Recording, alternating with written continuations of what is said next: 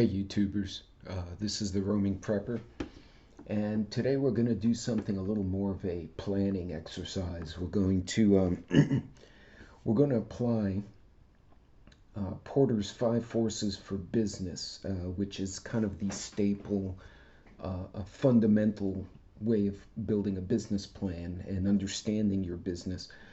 But we're going to apply it to preparedness. And what this is going to do, hopefully, is give you guys some ideas on how to quantify and organize your preparedness, both personally and for your family, as well as for making future trips. So let's look at what's involved. So Porter's five forces. The center circle refers to the rivalry among existing competitors. So that would be if you had a company, all the other companies in your space. If you were McDonald's, it would be Jack in the Box, Burger King, Whataburger, whatever. Then you have above threat of new entrants, new companies coming into that space, some new burger joint. You have the bargaining power of buyers.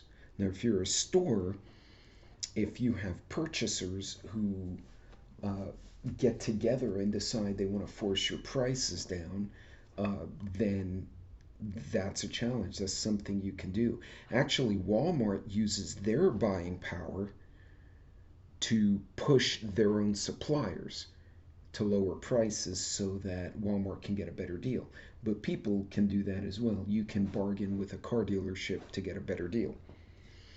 Uh, Next is the threat of substitute products or services. That's basically if you're selling a widget and someone else comes out with a better way to do that same thing, that can take demand away. A good example of that is BlackBerry. BlackBerry was an awesome little phone, uh, had all this technology, it was cutting edge. And then the iPhone and the Samsung came out. These were substitutes and ultimately became competitors and took away from BlackBerry's market share. And the last one is bargaining power of suppliers.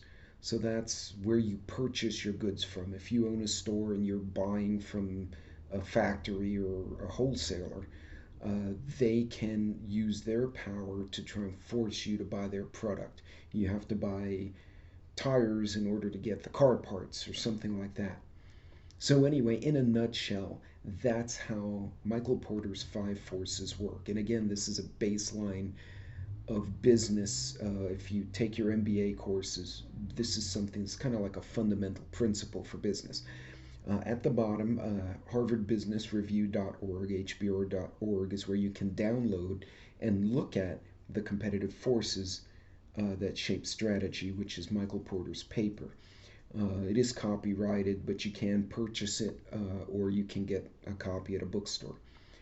But this obviously doesn't apply to preparedness. So, how do you do that? Well, you start striking those terms, but you can find terms similar to preparedness, similar in their nature to how they work. So, instead of rivalry among existing competitors, I would look challenges from the current populace. If there is an emergency, a flood, a hurricane, some other scenario, a snow in, an ice storm that knocks out power, you're going to have the local population is going to have its own challenges, right? Local people are going to go to the store and buy all the toilet paper. They're going to freak out. Then instead of threat of new entrants, you have the threat of external parties, marauders, thieves, people from outside the community coming in and causing problems. Then you have the bargaining power of buyers. Instead, you could be outbid by other parties. Prices could go up such that you by yourself may not be able to purchase something. Someone else will get it. A good example is ammunition. Ammo became really scarce this year. So unless you have the extra coin to buy it, the guys or girls with the extra money are going to be able to buy the product that may not be in your budget. Then, instead of threat of substitute products or services, we're going to look at lack of substitute products or services, a lack of options for power. What are your options for medical? What are your options for groceries? And then for that last circle, instead of the bargaining power of suppliers, we're going to substitute the cost of available goods. Um, so the one on the left, the red circle, and the blue one on the right are kind of opposite sides of the same coin. If Sam's is, or Walmart, or whatever store you go to, Costco, is having a hard time getting products in, they're going to have to pay more. They're going to leverage their presence and their market to force you to pay more so they can pass their costs through to the consumer, which would be you. So what we've done, we've taken these 5 business forces and turned them into 5 forces for preparedness. Now, this is not an exact 1-to-1 ratio, but it just gives you an idea of how you can try to kind of quantify. Now, how do you deal with these problems? Okay, so in the community, you can identify allies early. Know who your friends are, know who your community members are, your church members, people you served with either in the community or in the military or whatever you've done, so that you can have those alliances, those friendships, so you can support one another. The threat of external parties can be mitigated by community groups, neighborhood watch. If your community requests it, you can volunteer. You can even agree to be deputized so that you can participate in the protecting of the community.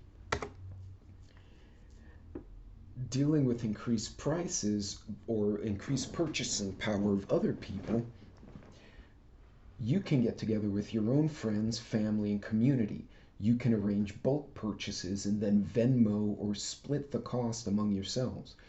You can also order farm or factory direct, especially if you're ordering bulk with various people. That's appealing to the provider and that gives you purchasing power. How do you deal with the lack of substitute products? Map out resources in the area. Not only that, what places do you expect to remain open? Certain stores are more resilient than others. Which ones are they? Know where those resources are. And then figure out where the pods are going to be. A pod is a point of distribution typically set up by FEMA, the National Guard, or the Red Cross. Try to learn where those are going to be and where they can help you get the products and services you need. Lastly, the cost of available goods. The best way to mitigate that cost going up is buy prior to events, hence preparing in advance, stocking food, freezing food, canning food, storing the right goods. Also, again, you can pool your purchasing power to leverage those suppliers.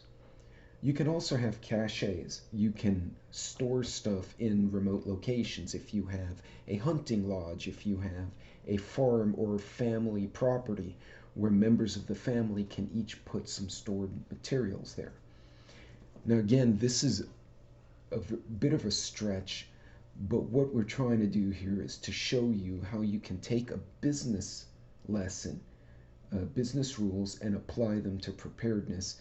And then once you apply and see the challenges in front of you, start breaking down how you can work to mitigate the dangers of those challenges. Well, folks, I hope this was helpful. Again, it's just an idea, a way of thinking and breaking down the larger picture of preparedness into smaller, bite-sized portions that you can deal with on a day-to-day level, both in time and in money. Until next time, Godspeed, travel safe, and be ready.